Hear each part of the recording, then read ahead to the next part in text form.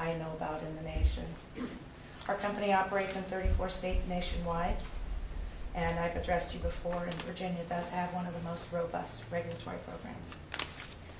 I'd also like to thank all the residents and local elected officials that participated in this permitting process, and they spent considerable amount of time participating through this permit application.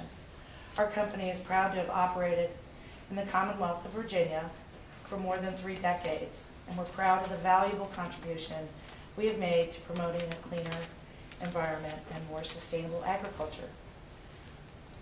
Since the early 1980s, our company has worked with hundreds of farmers in Virginia to promote the use of organic, environmentally sustainable agricultural practices. During that time, we've land applied biosolids on countless acres across Virginia, with significant benefits to farmers, with a continuous and vigilant effort and focus on compliance. We look forward to continuing those efforts with this permit. Our company and the communities that we partner with believe that recycling biosolids and organic residuals to farmland is by far the most environmentally responsible method, an agriculturally beneficial way to reuse this material. In fact, it is the core operating principle of our company that we promote applied sustainable agricultural practices and recycling of biosolids. Our company is dedicated to promoting a cleaner air and water within our communities, which is why we believe so passionately in the agricultural reuse of biosolids. Thanks to scientific discovery and the power of human innovation, we know that biosolids are safe to recycle and are loaded with organic nutrients that can be safely recycled to agricultural land. And they actually leave a much lighter footprint than traditional chemical fertilizers. It's an effective farming practice that goes back centuries. Our company is very proud of the benefit we provide to Virginia farmers, helping them reduce the use of chemical fertilizers and help them be more economical in their farming. We help save them money. The benefits of land applying biosolids go far beyond the cost savings and crop yields to farmers. Biosolids are also very beneficial to the environment. Scientific research has shown biosolids fortify and stabilize soils, reduce soil erosion, prevent runoff into streams and rivers. As we all know, decades of chemical fertilizer runoff has impacted the Chesapeake Bay and other watersheds. And the farmers we partner with are proud of the role we play in helping them prevent runoff and protection of the precious watersheds. Now, before I conclude, I'd like to address how the land application of biosolids has a potential to impact our communities, those folks that live out in those agricultural areas. First, it's important for me to assure every member of the board and everyone in Spotsylvania County and Virginia, our company values the health and safety of every single individual and family who lives in those communities. Their health and safety for the future generations are paramount important to us. At the end of the day, we're all human beings. We all breathe the same air. We all drink the same water. We all cherish our children. Our company is committed to remaining vigilant and exercising an abundance of caution and care when applying biosolids in their community. After careful and exhaustive review of scientific literature and adoption of best management and regulatory practices required by EPA, DEQ developed a robust and stringent regulatory regime that ensures the protection of public health and the environment. DEQ's program involves multiple and redundant overlapping layers of protection of public health. In fact, they inspect us, and their inspection rate is at 90%. In conclusion, on behalf of myself and my company, I'd like to urge you to approve our permit, and I want to thank you for your time this morning. Thank you for your comments. Toby Chittum.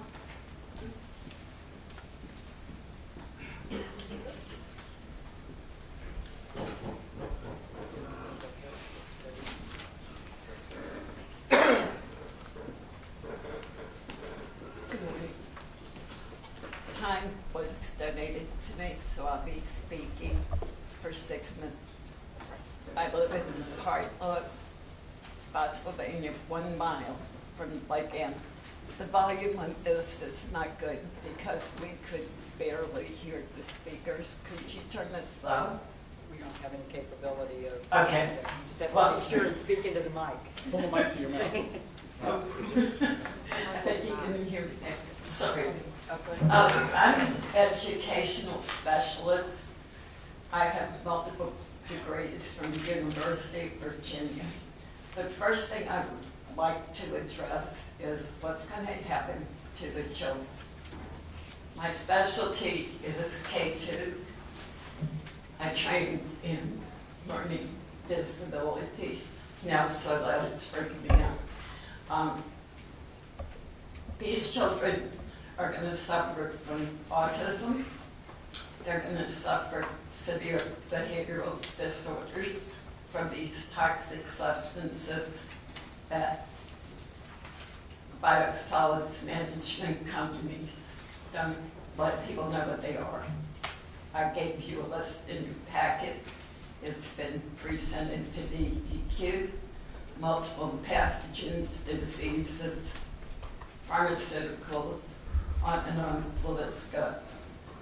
That list was published by the Center for Sludge Information in Tuscadero, California. David Broadwater actually emailed our previous board of supervisors and told them what was in. He did that for us. It's very dangerous stuff. The site that's going to influence me directly, because I have a historic property 1 mile from Lake Anna, right at the east-northeast river. A previous site was land applied 400 feet from my front door. And as you can tell, I'm a medically sensitive individual. Not only am I nervous, I cannot get enough air in my lungs to speak to you. My lungs are badly scarred from chronic pneumonia and chronic bronchitis over a 3-year period. I took so many antibiotics, I'm anaphylactic to them all. And now I have to go to MCB hospital because of proposed sewage sludge, plus biosolids applications near my home. The first, my home, is the proposed site sit like this. My home sits like this. Unfortunately, they're higher than my property, so I've already had runoff from one site that I have 4 videos on my cell phone. The runoff comes off that site down the side of my property, right into the east-northeast river at the bridge. And guess where that river goes? Eventually into Lake Anna. Lake Anna is in serious risk. It eventually sheds into the Chesapeake Bay. Parts of the Lake Anna are becoming contaminated from sludge applications in Louisa since 1995. Beaches, there are 7 marinas just in the Spotsylvania. They have beaches, people swim, people hop off their boats and swim.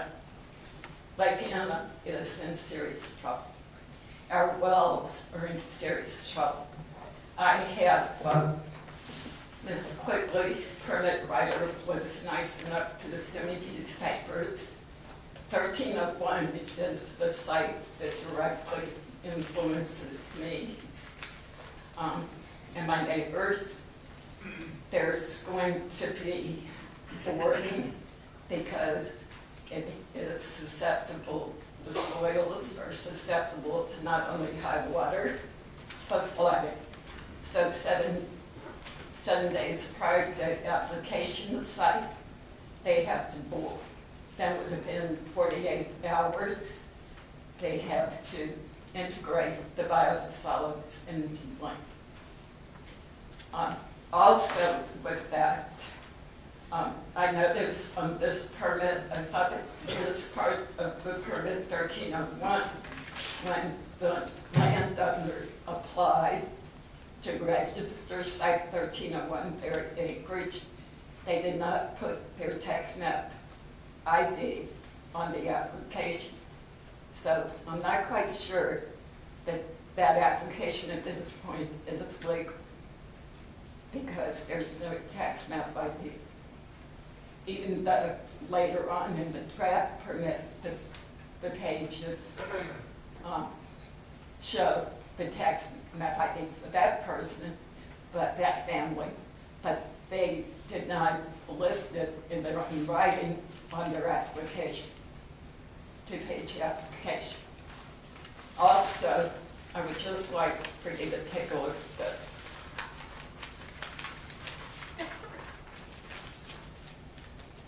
Here's the road. Can you see?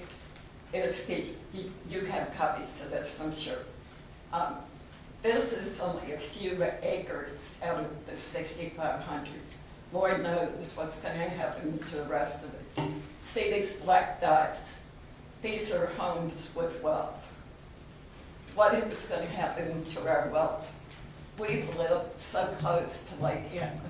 Lake Anna filled up from underground streams and tributaries. They thought initially, I grew up with Lake Anna. We started working on it in 1968. My husband was a quality control engineer for structural steel. So we were working on it when it was formed. It was projected to fill up in 3 years. It filled up in 1. So if the underground water is moving that fast, what's going to happen to our wells with these applications that close?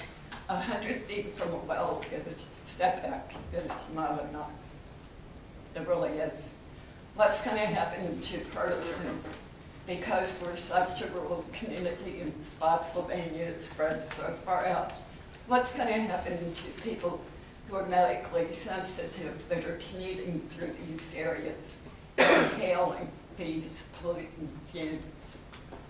There was a case out of New Hampshire, and that was presented at another hearing. The person, an older person, was commuting through sludge fields. He contracted a staph infection and died, respiratory. I don't understand why the DEQ relies on outdated, treated information from the EPA as to that there is no health hazard to humans and animals, that wildlife will be okay, because my veterinarian, and I listed this in information that I sent Dr. Brooke Rosheim, the director of the Rappahannock Area Health District. Wildlife can contract leptospirosis. Leptospirosis can then go from wildlife infection to dogs, cats, and humans. It is a horrible death. It looks like a whole pile full of heartworms all over a body. So that's not quite crooked. Also, where we are with this site 1301, we have nesting eagles. Can I get you to wrap it up in 1 or 2 sentences? You're over your time.